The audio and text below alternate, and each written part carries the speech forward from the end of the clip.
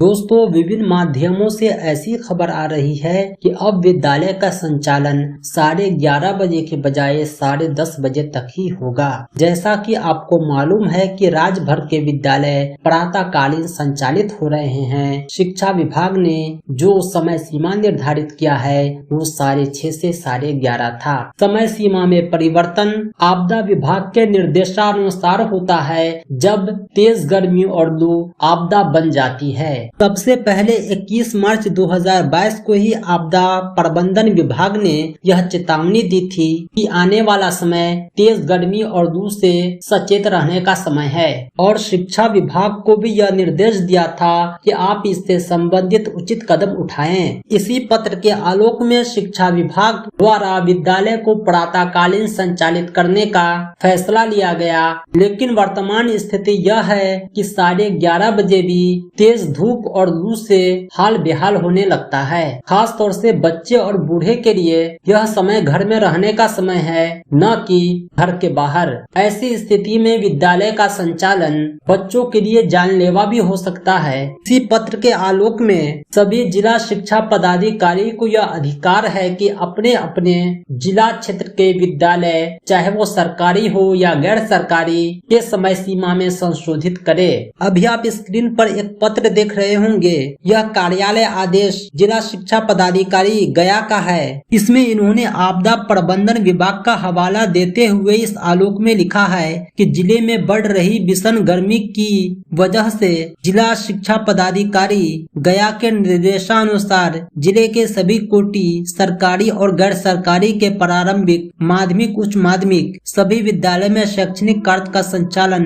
प्रातःकालीन 6:30 से 10:30 बजे तक होगा और यह समय अगले आदेश तक लागू रहेगा। इसके अलावा कहा गया है कि सभी विद्यालय में पेयजल की अच्छी व्यवस्था होनी चाहिए, क्योंकि गर्मी का समय है। लू से बचने का एक ही दवा है, ज्यादा से ज्यादा पानी पीना, पानी के साथ नमक और चीनी मिला हुआ पानी पीना। इसके साथ साथ यह भी कहा गया है कि प्रारंभिक विद्यालय में प्रधानमंत्री पोषण योजना कार्यक्रम का संचालन सुनिश्चित करेंगे, क्योंकि अक्सर ऐसा होता है कि सुबह के समय में बच्चे घर से कुछ खाकर नहीं आते हैं। कारण है कि उतना सुबह खाना बनना हर घर में संभव नहीं है। अगर प्रधानमंत्री पोषण योजना को बंद कर दिया जाए तो बच्चे काफी परेशान हो जाएंगे, उन्हें भूख लग जाएगी और भूख की वजह से उनकी तबीयत बिगड़ सकती है। ये जो सीजन है तेज गर्मी का, इसमें आपदा प्रबंधन विभाग चमकी बुखार पर खास तौर से नजर रखती है और भूखे पेट चमकी बुखार को दावत देता है। अब सवाल ये उठता है कि यह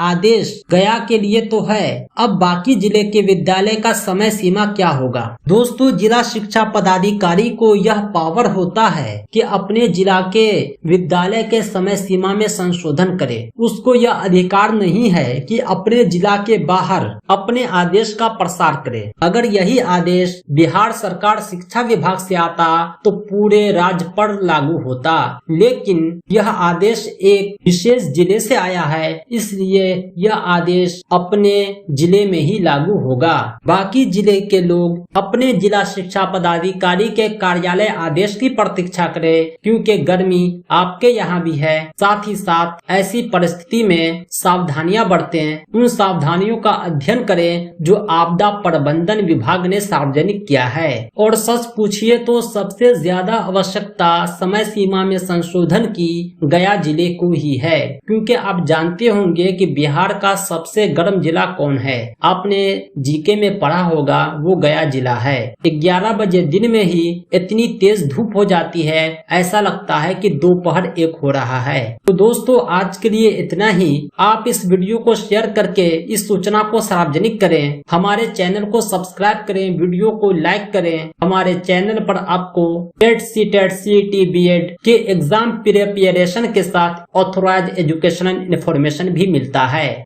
दोस्तों, हमारे चैनल पर सीटेट की कंप्लीट तैयारी कराई जाती है। पीडीएफ नोट्स के साथ साथ complete study material individually provide कराए जाते हैं। अगर आप इंटरेस्टेड हैं तो आप हमसे संपर्क कर सकते हैं। हमारा संपर्क सूत्र है 7631314948।